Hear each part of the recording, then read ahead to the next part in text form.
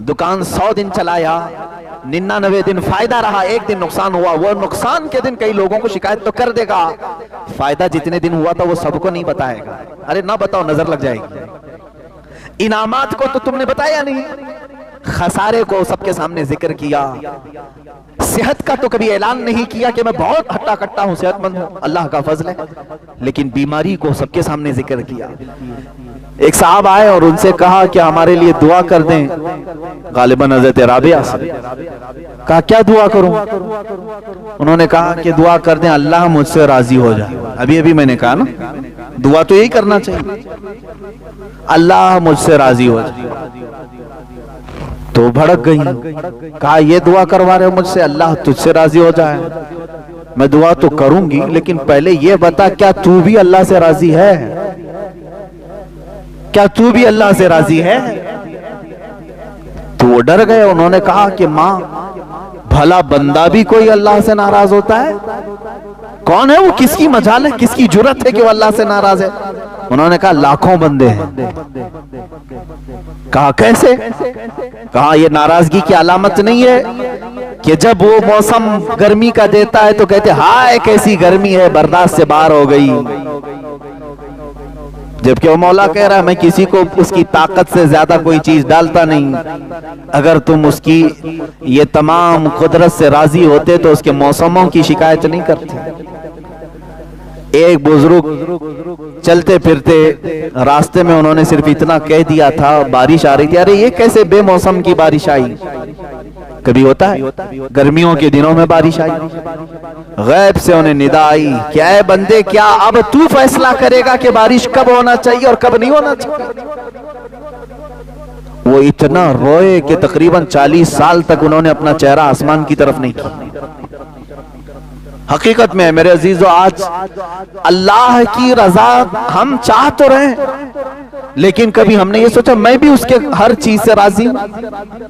वो बंदा राजी है जो उसकी दी हुए इनामात पर भी खुश है और उसके दिए हुए मुसीबतों पर भी खुश है। लेकिन यहाँ होता नहीं है, बंदा मुसीबतों पर नाशुक्री करता है और इनामात पर उसे भूल जाता है। इनामात मिलते हैं, खुशियां आती हैं, कहता मैंने कमाया, मैंने कमाया। कभी ये नहीं कहता हादा मिन फज़ली रब्बी, ये मेरे रब के फजल से है। अजीजा ने गिरामी, अल्लाह की रजा मांगो, लेकिन खुद को पहले अल्लाह से राजी करो। यानी अपने आप के दिल को भी राजी करो कि जो कुछ भी दुनिया में होगा वो मेरे मौला की मर्जी से होगा। खास तौर पर औरतों में ये नाराजगी अल्लाह तबारक व तआला के मुतालिक बहुत मिलती है। तुम नाराज होगे अल्लाह ताला से तो उसका कुछ नहीं बिगाड़ सकोगे, तुम्हारी दुनिया भी तबाह है और आखिरत भी तबाह है। तुम बंदे हो। अल्लाह से नाराज होना यही नहीं कि उसको सिर्फ गालियां देना, बल्कि बहुत सारी चीजों को बर्दाश्त न करना, ये भी अल्लाह से नाराजगी की अलामत है। जो तुम्हारे साथ किसी का इंतकाल हुआ तो क्या अल्लाह ताला ने तुम्हारे साथ जुल्म किया? तुम्हारे घर में किसी की मौत हो गई तो क्या अल्लाह का जुल्म है ये? मुआज़ल्लाह रब्बिल आलमीन। लेकिन कुछ लोगों की जुबानों से ये जुमले निकल जाते हैं, कम से कम इस घर पर तो रहम करना चाहिए था, इस घर पर तो रहम करना चाहिए। एक बात याद रखें, वो कादिर मुतलक है, उसके हर फैसले में कोई ना कोई हिकमत जरूर है। वो किसकी मौत कब लिखा है जब ही होती है।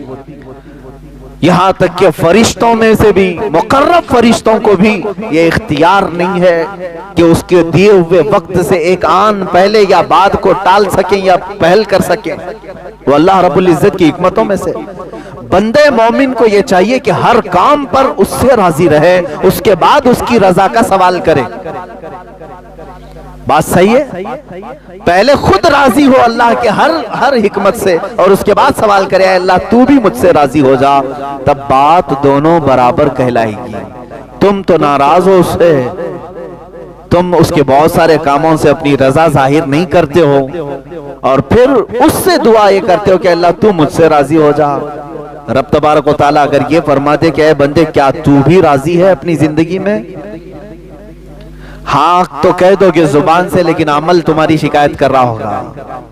बीमारियों में मैं सबको बता देता हूं, अच्छाइयों में किसी को नहीं बोलता।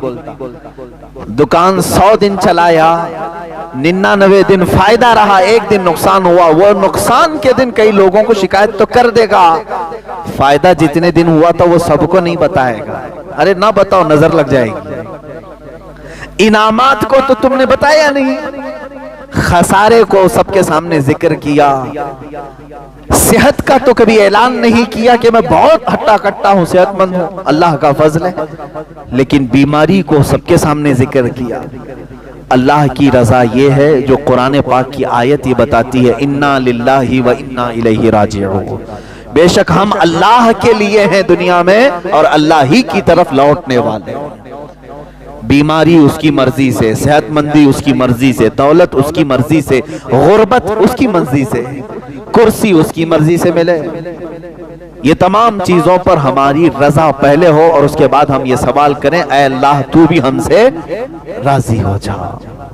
आगे की आयत मैंने जो तिलावत की है ये दूसरी बड़ी आयत है जिसमें अल्लाह ताला फरमाता है, ऐ ईमान वालो, एक बात समझ करके चलें, ये कितने बड़े फख्र की बात है कि पूरा कुरान जो है जिसमें खिताब जो होता है, खिताब का मतलब होता है किसी को मुखातब करके बुलाना, ए फला आप आ जाओ। अब बड़ा आदमी कोई किसी का नाम लेकर के पुकारे तो वो अपने पुकार पर भी रश्क करता है कि मुझे फला ने मेरा नाम लेकर के पुकारा। मैं समझता हूं मुसलमानों को इसी बात पर फख्र करना चाहिए कि कुरान में अल्लाह ने जगह जगह पर या अय्युहल्लज़ीना आमनू, ऐ ईमान वालों, हमें नाम लेकर के पुकारा है। पैदा करने वाला खुद हमें पुकारे तो हमारी किस्मत की बात क्या है। एक ही जगह पर पूरे कुरान में काफिरों को पुकारा गया, बाकी तकरीबन या अय्युहल्लज़ीना कफरू जो एक जगह है, उसके अलावा आप सैकड़ों जगह देखेंगे जहां पर अल्लाह ताला ने ईमान वालों को खिताब किया। जाहिर सी बात है जिसको अपनी बातें बतानी होती हैं उसी को खिताब भी किया जाता है। अब रब ताला आगे फरमाता है, कूनू क़व्वामीन बिल क़िस्त, यही हमारा मौजू भी रहा था पिछले हफ्ते। इंसाफ पर खूब कायम हो जाओ अल्लाह के लिए, इंसाफ पर खूब कायम हो जाओ अल्लाह के लिए। मेरे अजीजों, ये बहुत कठिन मसला है। इंसाफ जो है एक ऐसे बाल का नाम है जिस पर सारे चल नहीं सकते। तलवार से ज्यादा तेज धार, बाल से ज्यादा बारीक रास्ते का नाम है इंसाफ, अदालत। यहाँ पर अपने और गैर के साथ बराबरी का मामला करना बहुत नाजुक होता है। मालदार और फकीर के साथ सही इंसाफ करना बहुत ही नाजुक मामला होता है। अच्छे अच्छे बहक जाते हैं, अच्छे अच्छे इसमें धोखा खा जाते हैं। रब ताला का हुक्म यह है, मोमिन वो है जो इंसाफ पर खूब कायम रहेगा। क्योंकि अगर आज तुम इंसाफ नहीं करोगे, 4 पैसे तुम्हें किसी सेठ से मिल तो जाएंगे, लेकिन 50,000 साल वाली एक अदालत कायम होगी जहां तुम्हें खड़ा किया जाएगा। वो क़यामत का दिन होगा, वो एक दिन 50,000 साल के बराबर का। वहां तो तुम्हें इंसाफ से गुजरना ही पड़ेगा। और वहां ऐसा है इंसाफ, कुरान कहते फमन यअमल मिस्काल दर्रतिन खैरन यरा वमन यअमल मिस्काल दर्रतिन शर्रन यरा। तुम अगर जर्रा किसे कहते मन, एटम, जर्रा, फिजिक्स वगैरह पढ़ने वाले तलबा को मालूम होना चाहिए जर्रा किसको कहते हैं। जर्रा जो है जिसको माइक्रोस्कोप से भी देखा जाए तो बहुत छोटा दिखता है, वो जर्रा है। और अल्लाह ताला फरमाता तुमने जर्रे के बराबर भी अगर नेकी की है, क़यामत के दिन वो भी मैं तुम्हारे सामने लाऊंगा। और जर्रे के बराबर भी अगर बुराई की है तो वो भी तुम्हारे सामने लाऊंगा। सब चीजें लाई जाएंगी। बल्कि सूरह लुक़मान में तो अल्लाह ताला यूं फरमाता है, या बुनय्या इन्नहा इन तकु मिस्काल हब्बतिन मिन खरदलिन फतकुन फी सखरतिन औ फी समा औ फिल अर्द औ फी समावाति औ फिल अर्द याति बिहल्लाह। अल्लाह ताला फरमाता है कि अगर तुमने राई के दाने के बराबर, राई का दाना जानते हो ना, राई के दाने के बराबर भी बुराई की, कहां जाकर के, पहाड़ की चट्टानों में अंदर दाखिल होकर के, आसमानों में ऊपर जाकर के, या जमीन की तह में जाकर के अगर गुनाह करके आए हो, याति भी अल्लाह, रब फरमाता है क़यामत के दिन अल्लाह वो भी तुम्हारे सामने लाए, वो सामने लाएगा, वो तुम्हें दिखाया जाएगा। वो इंसाफ का दिन है। इसीलिए सूरह फातिहा की भी आयत यही कहती है, मालिकी यौमिद्दीन।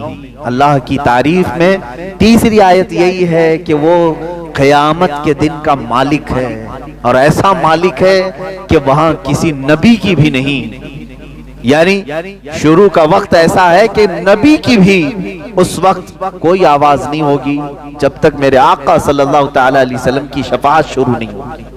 वो क़यामत का दिन जब खुदाए क़हार गज़ब पर होगा और बंदों के सारे आमाल दफ्तर के दफ्तर लाए जा रहे होंगे। याद रखना, तुम अगर इंसाफ से हटोगे जिंदगी में ये सब चीजें लाई जाएंगी।